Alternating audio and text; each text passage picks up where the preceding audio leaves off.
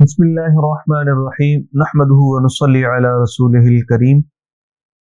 سر یہ ایک سوال آیا ہے بچی کے نام کے متعلق کہ بچی کا نام رملہ رکھنا کیسا ہے؟ رملہ، تو بچی کا نام رملہ رکھنا درست ہے۔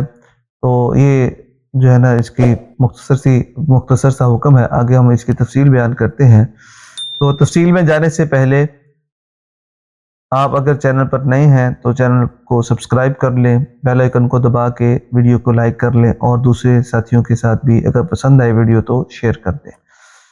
اچھا جی، اب ہم تفصیل کی طرف چلتے ہیں۔ رملہ، یہ اس کے حروف کیا ہیں اور یہ اس کا مطلب کیا ہے؟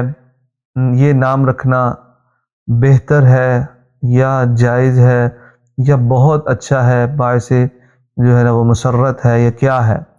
تو سب سے پہلے ہم بیان کرتے ہیں کہ رملہ کے نام کے اصلی حروف یا خالی حروف کون سے ہیں۔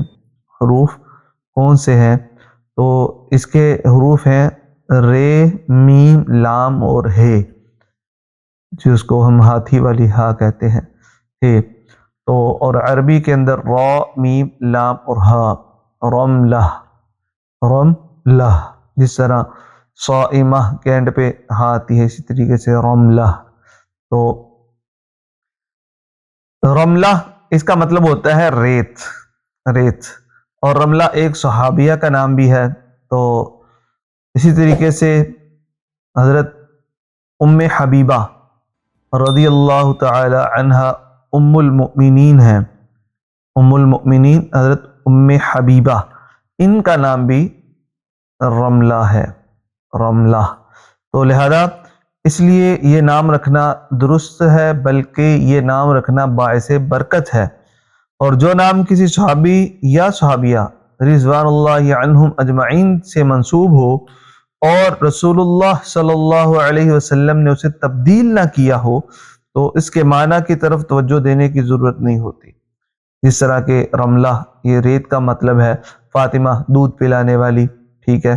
اور اسی طریقے سے مزید اور نام ہے، جس طرح معاویہ بھیڑیے کو کہتے ہیں، اسی طریقے سے اور بھی بہت سارے نام ہیں، لیکن جن کو حضور صلی اللہ علیہ وسلم نے تبدیل نہ کیا ہو تو ان صحابیات یا صحابی اور یا صحابیات کے ناموں کے اوپر نام رکھنا باعث برکت ہوتا ہے۔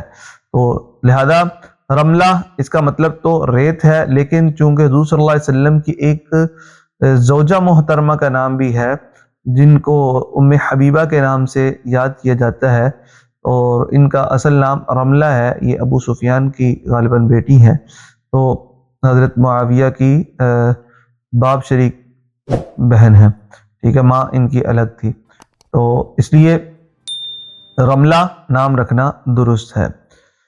تو امید کرتے ہیں کہ آپ کو آج کی ویڈیو پسند آئی ہوگی۔ اگلی ویڈیو تک کے لیے ہمیں اجازت دیں، تب تک کے لیے السلام علیکم ورحمۃ اللہ وبرکاتہ۔